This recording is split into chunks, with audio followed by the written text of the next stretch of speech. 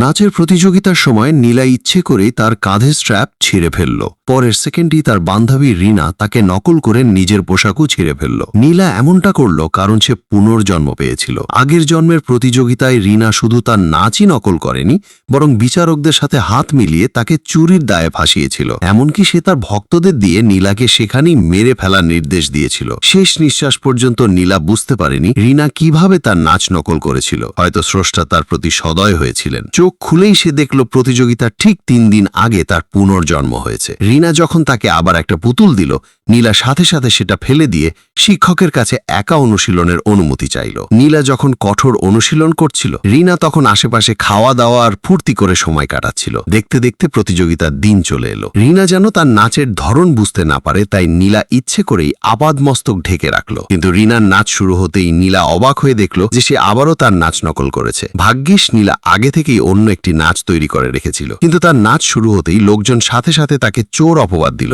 দেখা গেল নীলার অনুশীলনের ফাঁকেই রিনা সবার সামনে একই নাচ পরিবেশন করে ফেলেছে। সেই মুহূর্তে নীলা অবশেষে সব বুঝতে পারল। রিনা আয়না ব্যবহার করে তার নাচ নকল করছিল, তাই সে সাথে সাথে তাদের মাঝখানে একটি পর্দা দেওয়ার অনুরোধ করল। কিন্তু সে ভাবতেও পারেনি বিচারকদের দেওয়া সেই পর্দাও আসলে একটা আয়না হবে। বাধ্য হয়ে সে কিছুই না জানার ভান করে নাচ চালিয়ে যাওয়ার প্রস্তুতি নিল। হঠাৎ করেই পরের সেকেন্ডে নীলা তার কাঁধের স্ট্র্যাপ ছিঁড়ে ফেলল, আর ঠিক তখনই রিনাও হুবহু একই কাজ করল। এই দৃশ্য দেখে সবাই চমকে গেল। অবস্থা বেগতিক দেখে রিনা সহানুভূতি পেতে অজ্ঞান হওয়ার ভান করল, আর প্রত্যাশা মতোই সবাই নীলাকে দোষ দিতে শুরু করল। ঠিক তখনই রিনা অসহায় সাজার ভান করে উঠে দাঁড়ালো এবং নীলার সাথে আর একবার লড়ার প্রস্তাব দিল। দ্রুতই আবার প্রতিযোগিতা শুরু হলো, কিন্তু নীলা হঠাৎ করেই নাচ থামিয়ে দিল। সবার বিভ্রান্ত দৃষ্টির মাঝেই সে খুব সাবধানে বেশ কিছু স্ট্রেচিং করল। সে যখন একের পর এক কঠিন ভঙ্গি শেষ করছিল, তখন বিচারকেরাও হতবাক হয়ে গেলেন। কিন্তু রিনা তখনও তাকে নকলের দায় অভিযুক্ত করছিল। নীলা কোনো তর্ক করল না, সে শুধু রিনাকে তার নাচ নকল করতে বারণ করল। কিন্তু রিনা নিজের ব্যাপারে পুরোপুরি আত্মবিশ্বাসী ছিল। তবে 10টা ভঙ্গি শেষ করার